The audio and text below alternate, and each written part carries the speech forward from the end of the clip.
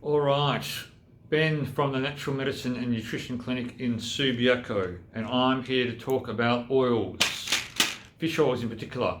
Oils ain't oils, different types of fish oil that I use in the clinic. And I just want to explain the difference. One is a liquid and one is capsules. I'm not so much talking about the brands. Like all brands, you get what you pay for. You buy cheap stuff, well then you get cheap stuff.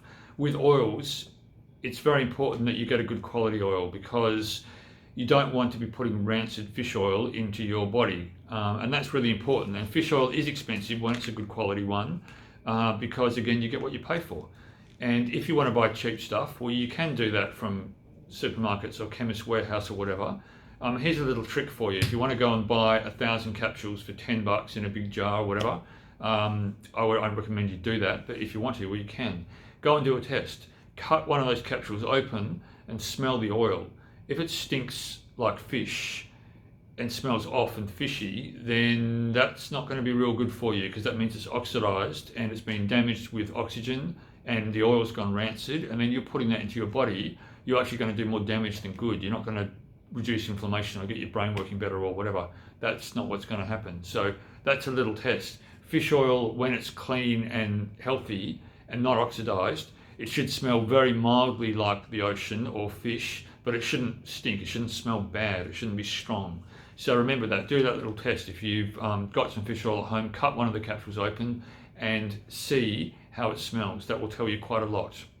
Now, the other thing that is really important that I spend a lot of time talking about in the clinic is the two main ingredients in fish oil that actually give it a therapeutic action. They're called EPA and DHA.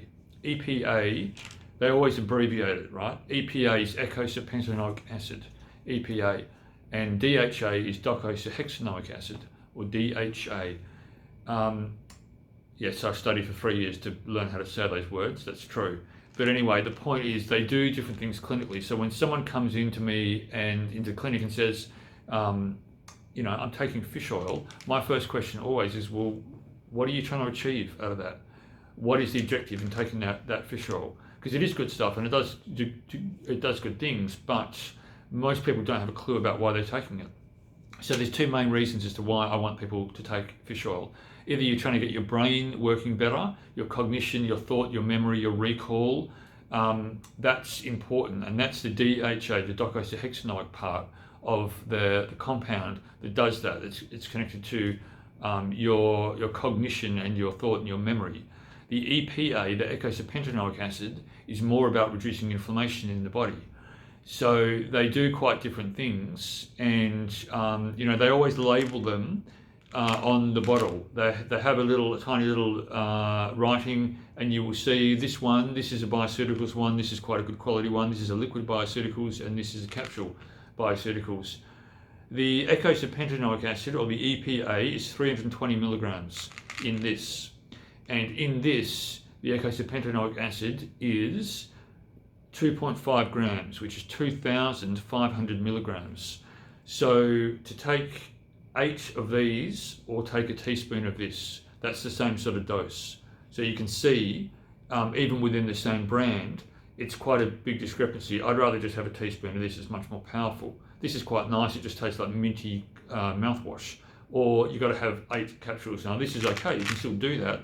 But if you're trying to get your inflammation down, well then that's kind of at least just one serving of that. So having 2 of these teaspoons a day equals 7 to 8 capsules of this times 2. So you're going to have to take 14 to 16 of these capsules to equal 2 teaspoons of this. The DHA, on the other hand, 0.94 of a gram, which is 9,400 milligrams. And in here it is 210 milligrams. So you're still having to have 4 or 5 of these equals a teaspoon of this, and that's to get your brain working better and working properly.